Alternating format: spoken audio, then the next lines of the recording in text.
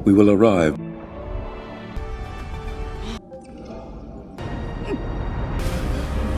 Maximum cabin welcome dear rockets. आज हम आपके लिए लेके आए हैं एक साइफाई रोमांस ड्रामा जिसका नाम है पैसेंजर्स। मूवी की शुरुआत में इंटरस्टेलर स्पेसशिप एवलॉन को दिखाते हैं जो कि एक नए प्लेनेट की ओर बढ़ रहा है जिसका नाम है होमस्टेड 2। लेकिन शिप के सारे क्वार्टर्स खाली हैं और वो ऑटो पायलट मोड में चल रहा है। इसके 258 क्रू मेंबर्स और 5000 पैसेंजर्स हिबरनेशन में है, यानी कि गहरी नींद में। अचानक शिप एक एस्टेरॉयड बेल्ट से गुजरता है जो उसके शील्ड्स को कमजोर कर देता है। अब सारी पावर मेन शील्ड की ओर डाइवर्ट हो जाती है, लेकिन शिप से एक जायंट एस्टेरॉयड टकरा जाता है। इसकी वजह से उसके कई सिस्टम्स ठीक से काम नहीं करते। इस धमाके से एक हिबरनेशन पॉड एक्टिव हो जाता है और उसमें से जिम प्रिस्टन नाम का एक मैकेनिकल इंजीनियर बाहर निकलता है। एक ऑटोमेटेड सिस्टम उसे बताती है कि तुम 120 साल से नींद में थे और सिर्फ 4 महीने में ये शिप होमस्टेड 2 पहुंच जाएगा। तब तक तुम इस शानदार शिप की लग्जरी एंजॉय कर सकते हो। जिम को उसकी आईडी बैंड, उसका केबिन और मेन ड्यूटीज के बारे में बताया जाता है जो उसे होमस्टेड 2 पहुंचने से पहले पूरी करनी होगी। जिम तैयार होकर शिप के दूसरे पैसेंजर से मिलने जाता है। वो बड़ा एक्साइटेड होता है लेकिन जरा नर्वस भी दिखता है। वहाँ होलोग्राम के द्वारा उससे बताया जाता है कि पृथ्वी में जनसंख्या बहुत बढ़ गई और हर चीज की कीमत आसमान छूने लगी है, इसीलिए वहाँ रहना बहुत मुश्किल हो रहा है। वो बताती है कि तुम इस सेशन के अंत में अपने सवाल पूछ सकते हो, पर जिम लगातार यही पूछ रहा होता है कि यहाँ मैं अकेला क्यों हूँ। लेकिन होलोग्राम उसका कोई जवाब नहीं देती और जिम बाकी लोगों को ढूंढने चला जाता है। फिर वो शिप के मेन एरिया में पहुंचता है लेकिन वहाँ भी कोई नहीं होता। फिर वो एक ऑटोमेटेड इन्फॉर्मेशन डेस्क से पूछता है, मुझे किसी इंसान से बात करनी है। वो जिम को एक स्टीवर्ड के पास भेजता है पर वहाँ भी कोई नहीं होता। अब जिम शिप के कैप्टन से मिलना चाहता है, पर जब वो कैप्टन ब्रिज पर पहुंचता है तो देखता है कि सभी क्रू मेंबर्स नींद में है, यानी हिबरनेशन में है। फिर वो ऑब्जर्वेटरी में जाकर देखता है तो पता चलता है कि शिप को होमस्टेड 2 पहुंचने में 90 साल लगेंगे। दरअसल वो अपने समय से पहले ही जाग गया है। अब वो मेन एरिया में जाकर पूछता है कि मुझे वापस हिबरनेशन में जाने के लिए क्या करना होगा। फिर कम्युनिकेशन सिस्टम से उसे पता चलता है कि पृथ्वी पर कॉल कनेक्ट करने की कीमत बहुत ज्यादा है, इसलिए तुम्हें उसके जवाब मिलने में लगभग 55 साल लग जाएंगे। ये सुनकर तो जिम टूट ही जाता है। फिर वो शिप में घूमने लगता है तो उसे शिप के बार में एक बारटेंडर दिखता है। अब जिम उससे ड्रिंक मांगता है। जब वो ड्रिंक देना चाहता है तो जिम रियलाइज कर लेता है कि यह इंसान नहीं बल्कि आर्थर नाम का एक एंड्रॉइड है। जिम उससे मदद मांगने की कोशिश करता है लेकिन आर्थर को शिप की कोई जानकारी नहीं होती। अब अगले दिन जिम कैफेटेरिया में जाता है पर वहाँ पर सारे अच्छे डिशेस गोल्ड क्लास पैसेंजर्स के लिए रिजर्व होते हैं। जिम को सिर्फ कॉफी पीकर ही काम चलाना पड़ जाता है। फिर वो कुछ टूल्स ढूंढकर अपना हिबरनेशन पॉड ठीक करता है और उसके अंदर लेट जाता है, लेकिन हिबरनेशन पॉड अब भी काम नहीं करता। शिप में हर तरफ कोई ना कोई खराबी होती रहती है। वो तंग आकर आर्थर से बात करने जाता है। आर्थर उसे एडवाइस देता है कि तुम किसी गोल्ड क्लास रूम में जाकर एंजॉय करो। जिम वहाँ के रेस्टोरेंट्स, गेम, एंटरटेनमेंट वगैरह ट्राई करता है लेकिन वह बहुत देर इन चीजों को एंजॉय नहीं कर पाता। एक दिन वो नशे में एक जगह पहुंचता है जहाँ स्पेस सूट्स रखे हुए हैं। जिम सूट पहनकर एयरलॉक का दरवाजा खोलकर बाहर ही चला जाता है। वहाँ का नजारा देखकर वो दंग रह जाता है। फिर वो अपने बूट्स का मैग्नेट रिलीज करता है और स्पेस में तैरने लगता है। वो बहुत ही बेकार फील करता है और अंदर आकर अपने सूट्स उतारता है। फिर वो बिना सूट के बाहर जाकर मर ही जाना चाहता है, पर आखिरी मोमेंट में वो अपना इरादा बदलकर अंदर आ जाता है और गलती से एक बोतल पर गिर जाता है। जब वो उठता है तो एक पॉड में अरोरा नाम की औरत को देखता है। उसके बाद वो डायरेक्टरी में उसकी फाइल्स ढूंढता है और उसका पैसेंजर इंटरव्यू सुनता है। फिर वो बार में जाकर आर्थर को अरोरा के बारे में बताता है। जिम को खुद पर तरस भी आता है क्योंकि वो एक बेहतरीन लाइफ की तलाश में दूसरे प्लेनेट पर जा रहा था, लेकिन वो समय से पहले ही जाग गया। इतना ही नहीं, वो अरोरा की ओर अट्रैक्टेड भी होता है लेकिन उससे बात भी नहीं कर सकता क्योंकि वह हिबरनेशन में है।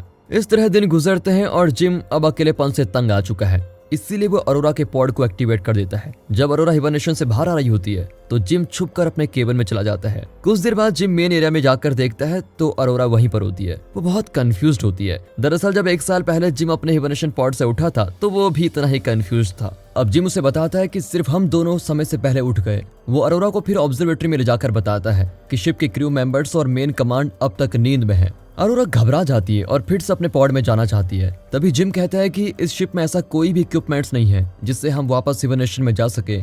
अरोरा परेशान हो जाती है कि अब वो होमस्टेड 2 पर नहीं पहुंच पाएंगे। उसे जिम के लिए बुरा लगता है क्योंकि वो 1 साल से इस शिप में अकेला जी रहा था। जिम अरोरा को आराम करने के लिए कहता है क्योंकि वो अभी अभी हिबरनेशन पॉड से बाहर निकली है। अब जिम अपनी हरकतों पर गिल्टी फील करता है। वो बार में जाकर आर्थर से कहता है, तुम अरोरा को मत बताना कि मैंने उसके पॉड को जानबूझकर एक्टिवेट किया था। अगले दिन अरोरा मेन एरिया में जाकर हिबरनेशन पॉड के बारे में कुछ इन्फॉर्मेशन मांगती है। तभी जिम वहां पर आता है और दोनों ब्रेकफास्ट करने लग जाते हैं। तभी इन्फॉर्मेशन डेस्क में कोई गड़बड़ी होने लग जाती है। कैफेटेरिया में अरोरा रियलाइज करती है कि जिम 1 साल से एक ही मेन्यू आइटम खा रहा है। वो जिम पर तरस खाकर अपना गोल्ड क्लास ब्रेकफास्ट उसके साथ शेयर करती है। उसे यकीन है कि वे किसी तरह पॉड के अंदर वापस जाकर हिबरनेट कर सकते हैं। वो कुछ रिसर्च डॉक्यूमेंट्स को पढ़ती है और फिर क्रू मेंबर्स के हिबरनेशन चैम्बर का दरवाजा तोड़ने की कोशिश करती है। जिम देखता है कि शिप में और भी कई सिस्टम्स डाउन हो रहे हैं। अरोरा धीरे धीरे अपनी रियलिटी को स्वीकार कर लेती है और रोज शिप में जॉगिंग, स्विमिंग ये सब कुछ करने लग जाती है। वो अपनी राइटिंग भी शुरू कर देती है। वो जिम से पूछती है कि तुम होम स्टे 2 क्यों जाना चाहते हो। पहले तो वो कहता है कि मेरी कंपनी इस ट्रिप को स्पॉन्सर कर रही है इसीलिए, लेकिन बाद में वो सच बताता है कि पृथ्वी पर मैं खुद को एक लूजर फील करता हूँ। कम से कम होम स्टे 2 में कुछ कर दिखाना चाहता हूँ, यही मेरा मकसद है। अरोरा बताती है कि वो इस शिप के बाकी पैसेंजर से बिल्कुल अलग है क्योंकि उसके पास इस ट्रिप का रिटर्न टिकट भी है। उसका प्लान था कि वो होम स्टे 2 में 1 साल रहकर पृथ्वी पर वापस लौट आएगी और वो पहली जर्नलिस्ट होगी जो होम स्टे 2 के रियल लाइफ एक्सपीरियंस के बारे में लिख पाएगी। ऐसा करके वो अपने लिए एक अलग पहचान बनाएगी। ये सब कुछ उसने सोचा हुआ था, लेकिन वक्त के जाते जाते वो भी गिव अप करने लगती है। अब जिम उसका मूड ठीक करने के लिए उसको डांसिंग, सिनेमा, बास्केटबॉल कोर्ट वगैरह में लेके जाता है। फिर वो अरोरा को आर्थर से मिलाता है। अरोरा जरा रिलैक्स फील करती है, लेकिन जल्दी वो रियलाइज करती है कि ये एक डेड एंड है और वो चली जाती है। जिम आर्थर के साथ अकेला होता है और खुद को कोसता है कि मैंने इतनी एम्बिशियस लड़की की लाइफ बर्बाद कर दी। अरोरा ऑब्जर्वेटरी में जाती है तो वहाँ जिम ने उसके लिए क्राइसलर बिल्डिंग का मिनिएचर बना के रखा होता है। वो एक पल के लिए खुश हो जाती है। फिर दोनों बार में डेट करने जाते हैं और डिनर के बाद अपनी लाइफ की कई बातें शेयर करते हैं। अरोरा कहती है कि जब मैं टीनेज की थी तो मेरे पापा चल बसे।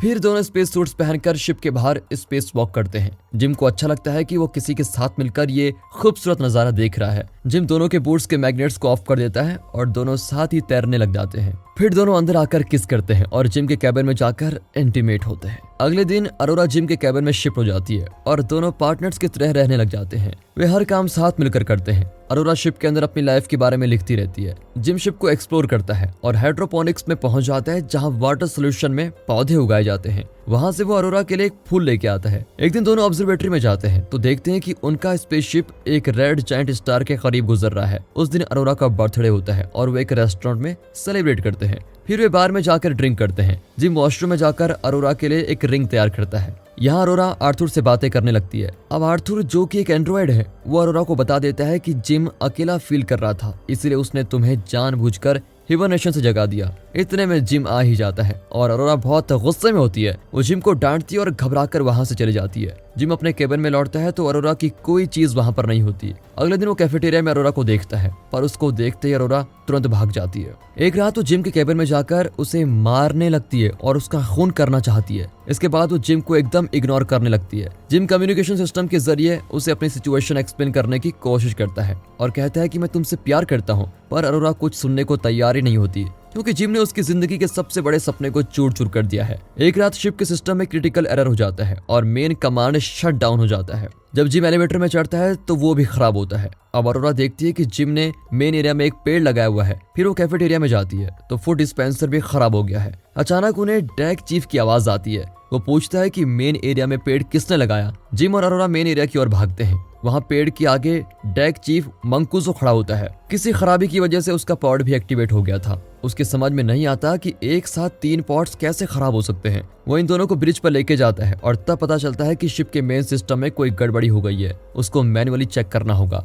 जब वे ब्रिज से बाहर जाने की कोशिश करते हैं तो एक रोबोट उनके ऊपर गिरने लगता है। खुशकिस्मती से वे बच जाते हैं। जिम और अरोरा मंकुजो को बताते हैं कि शिप में खराबियां दिन ब दिन बढ़ती जा रही है। मंकुजो इन दोनों को सिखाता है कि पॉड से डाटा कैसे कलेक्ट करना चाहिए। जब मंकुजो पॉड्स को चेक करता है तो पता चल जाता है कि जिम ने जानबूझकर अरोरा का पॉड एक्टिवेट किया था। वो जिम को डांटता है कि तुमने ऐसा क्यों किया। फिर वो ब्रिज पर जाकर कलेक्ट किए गए डाटा को चेक करता है। अरोरा के पूछने पर मंकुजो बताता है कि अब तुम पॉड के अंदर वापस नहीं जा सकती। तभी जिम एक और टूटा हुआ रोबोट लेके आता है। अब मंकुजो को हिबरनेशन सिकनेस होने लगती है और वो आराम करने जाता है, पर अचानक वो खांसने लगता है और मुंह से उसके खून निकलता है। उसी रात अरोरा को नींद नहीं आती और वो स्विम करने जाती है। अचानक पूरे शिप में ग्रेविटी लॉस होती है और स्विमिंग पूल का पानी ऊपर उठ जाता है और अरोरा डूबने लग जाती है। कुछ ही देर में ग्रेविटी रीसेट हो जाती है और अरोरा बड़ी मुश्किल से जिंदा बचती है।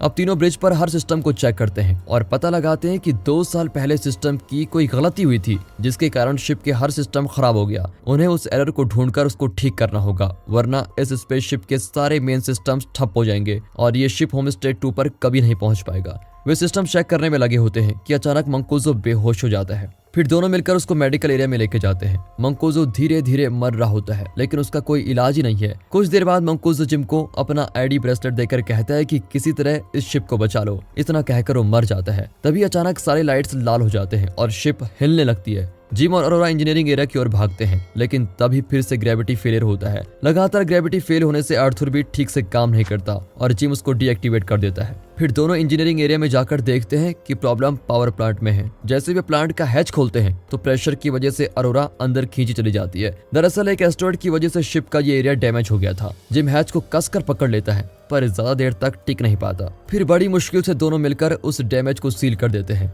तब जिम पता लगाता है कि किसी दूसरी जगह पर भी डैमेज हुआ है। दोनों मीटियोर की ट्रैजेक्टरी को चेक करते हैं तो पता चलता है कि रिएक्टर कंट्रोल कंप्यूटर भी डैमेज हो चुका है। दोनों मिलकर उसके रिप्लेसमेंट पार्ट्स ढूंढते हैं और आखिर उसको फिक्स कर देते हैं, लेकिन वो फिर फेल हो जाता है। अब रिएक्टर को ठंडा करने के लिए उन्हें शिप के बाहर का वेंट डोर खोलना पड़ेगा। दोनों एयरलॉक पर जाकर रुकते हैं। जिम अरोरा को मंकुजो का आईडी ब्रेसलेट देता है और कहता है कि शायद मैं लौट कर नहीं आऊं। अरोरा उसको स्पेस सूट पहनाकर कहती है कि तुम जरूर लौट आओगे, मैं तुम्हारे बिना इस शिप में नहीं रह सकती। जिम के जाने के बाद अरोरा वापस रिएक्टर पर पहुंचती है, जहां तापमान क्रिटिकल लेवल पर पहुंच गया है। रिएक्टर का एक बोल्ट प्रेशर की वजह से अरोरा के हाथ पर आकर गिरता है। जिम बाहर से वेंट का दरवाजा ढूंढ लेता है। जब वो दरवाजा खोलने की कोशिश करता है तो रिएक्टर रूम का तापमान और बढ़ जाता है। वो अरोरा को बताता है कि रिएक्टर को ठंडा करने के लिए मुझे दरवाजे को मैनुअली पकड़ कर रखना पड़ेगा।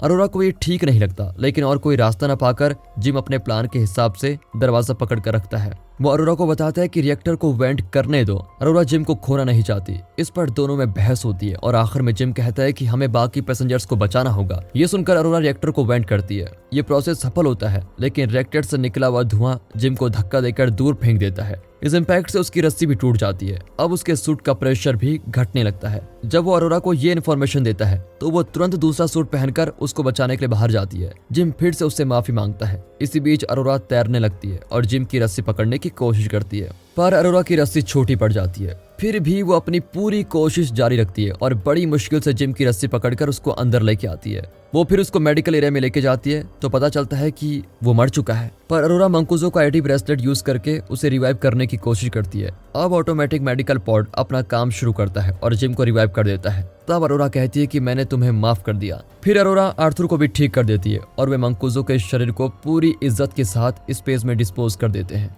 जिम अरोरा को मेडिकल एरिया में ले जाकर बताता है कि मैंने मेडिकल पॉड को हिबरनेशन पॉड की तरह यूज करने का तरीका ढूंढ निकाला है। तो मेडिकल पॉड के अंदर चले जाओ और होम स्टेट 2 तक का सफर पूरा कर लो। लेकिन अरोरा इनकार कर देती है और जिम के साथ एवलोन पर ही रहने का फैसला करती है। आखिर में जिम अरोरा को प्रपोज करता है और दोनों स्पेसशिप में अपनी लाइफ गुजारते हैं। 88 साल बाद एवलोन होम स्टेट 2 पर पहुंच गया है। तभी सभी क्रू मेंबर्स जाग जाते हैं और स्पेसशिप को बुरी हालत में पाते हैं। अरोरा ने उनके लिए एक मैसेज छोड़ा होता है जिसमें वो बताती है कि जब क्रू मेंबर्स और पैसेंजर्स हिबरनेशन में थे तो इस स्पेसशिप में अरोरा और जिम की लाइफ कैसे थी और उन्होंने इस स्पेसशिप को और बाकी स्लीपिंग पैसेंजर्स को कैसे बचा कर रखा, ये सब कुछ उसने बताया होता है। यानी कि वो दोनों अब मर चुके हैं। और दोस्तों इसी के साथ ये मूवी यहाँ पर खत्म होती है। दोस्तों अगर आपको वीडियो अच्छी लगी हो, मूवी अच्छी लगी हो, एक्सप्लेनेशन अच्छा लगा हो, वीडियो को लाइक कीजिए और चैनल को सब्सक्राइब कर दें। बाकी मिलते हैं अगली वीडियो में, तब तक के लिए गुड बाय, अपना ख्याल रखिए and finally thanks for watching.